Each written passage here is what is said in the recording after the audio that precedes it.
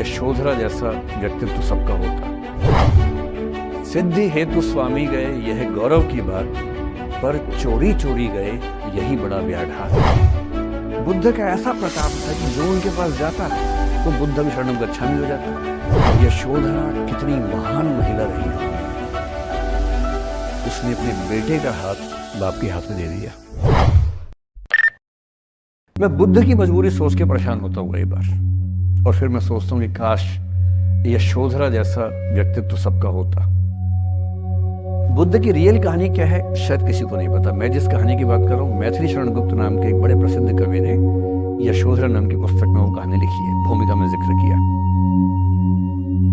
बुद्ध बचपन से ही थोड़े से वैरागी किस्म के व्यक्ति थे। उनकी कुंडली देख के एक ज्योतिषी ने बताया भी था। माता पिता बहुत परेशान थे। शुद्धोदन उनके पिता का नाम था। माता पिता ने बहुत कोशिश की कि इस बच्चे का मन विरक्त न हो। अच्छा महल बनवाया, सारी सुविधाएं दी। जैसे ही बुद्ध थोड़े से किशोरावस्था में आए, उस समय की दुनिया की सबसे खूबसूरत महिला से, लड़की से, यशोधरा से उसकी शादी करवा दी। यशोधरा के पिता ने काफी एग्जाम लिए बुद्ध जी के, वो सारे एग्जाम में पास हुए, तब जाके शादी हुई। ऐसे नहीं हुई, शादी हुई। तो बुद्ध भी ठीक था, रमे रहे उस जीवन में।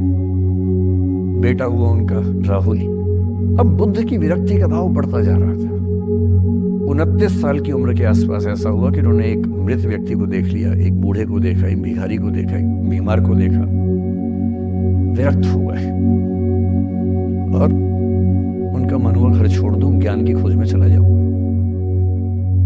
अब ज्ञान की खोज में जाए, उनको पता है कि भाई मेरी पत्नी भी है, मेरा बेटा भी है, राज्य भी है, कैसे छोड़ दूं? छोड़ना जरूरी है। अंदर की आवाज है कि छोड़ो, तुम इस चीज के लिए नहीं बने हो, तुम्हारा स्वधर्म कुछ और है।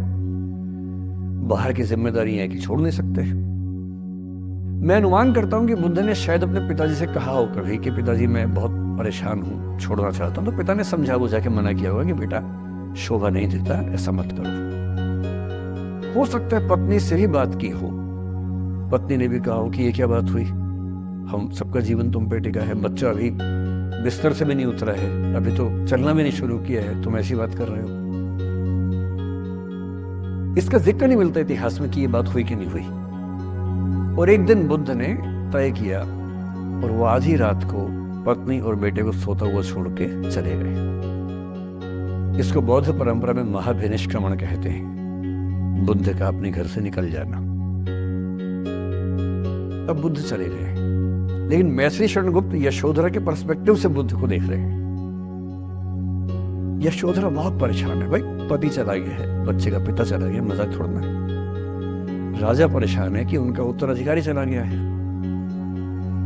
यशोधरा इतनी परेशान है, बहुत लंबे समय तक छंद आते रहते हैं कि वो कितनी बेचैन है, कितनी परेशान है। लेकिन यशोधरा की सबसे बड़ी परेशानी इस बात से नहीं कि बुद्ध चले गए, इस बात से है कि बिना बताए चले गए, भरोसा नहीं किया।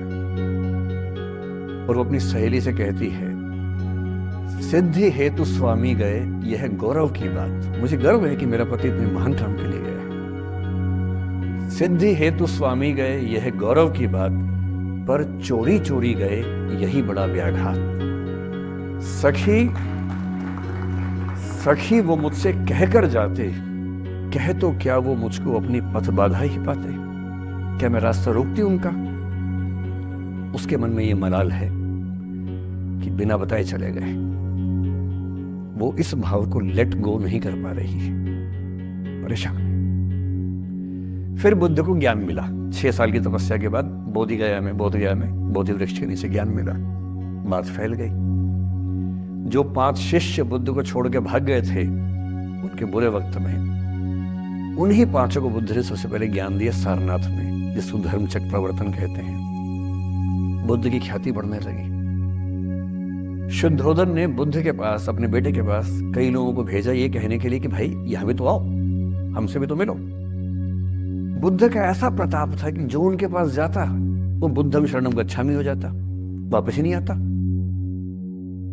तो फिर शुद्धोदन ने बुद्ध के बचपन के एक दोस्त को ये कह के भेजा, भैया मैं जानता हूं तुम वापस नहीं आओगे, पर प्रभावित होने से पहले बोल देना कि पापा याद कर रहे थे।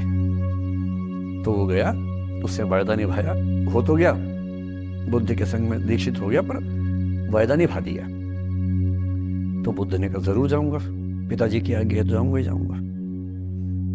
बुद्ध पहुंचे अपने कपिल वस्तु, जो अपना इलाका था वहां पहुंचे। पूरे कपिल वस्तु में, नेपाल सिद्धार्थ नगर से नेपाल जाएंगे तो नेपाल बॉर्डर पे कपिल वस्तु है। मैं देखने गया था वो जगह जहां बुद्ध पैदा हुए थे, बड़ा सुंदर स्थान है, आप भी जाके देखें कभी। तो बुद्ध पहुंचे, रात को एक धर्मशाला में रुके। अब वहां हल्ला मच गया कि राजा का बेटा धर्मशाला में। बुद्ध ने कहा भाई मैं देखो राजा का बेटा बनकर नहीं आया हूं, मैं बुद्ध बन के आया हूं।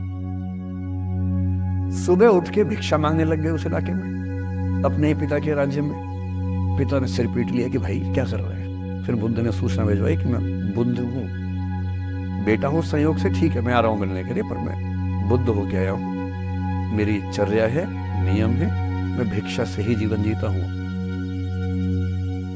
ठीक है, पिताजी ने कहा चल कोई बात नहीं। फिर बुद्ध गए पिता से मिलने, पिता से मिले, सबसे मिले भरी सभा में। लेकिन यशोधरा नहीं आई मिलने के लिए, लेट गो नहीं कर पा रहे थे। उसके मन में दर्द था, छुप के क्यों गया, बता के जाता। बुद्ध ने पूछा पिता से कि यशोधरा कहाँ है, तो बोले कि वो कह रही है कि अगर बुद्ध मिलना चाहेंगे तो खुद ही मिलने आएंगे मुझसे, मैं क्यों जाऊंगी भाई, आत्मसम्मान भी तो कोई चीज है, मैं क्यों मिलने जाऊं। तो बुद्ध मिलने गए। सोचिए कमरे में यशोधरा बैठी, राहुल साथ में। अब राहुल थोड़ा सा बड़ा हो गया है, 6-7 साल का है। बुद्ध गए हैं। अब आपके मन में आ रहा है कि बुद्ध वहां जाके बोलेंगे सॉरी मैंने गलत किया, I hurt you, I really feel sorry. बुद्ध है वो बुद्ध। वहां जाके क्या बोल रहे पता है, भिक्षाम देहि, भिक्षा दो।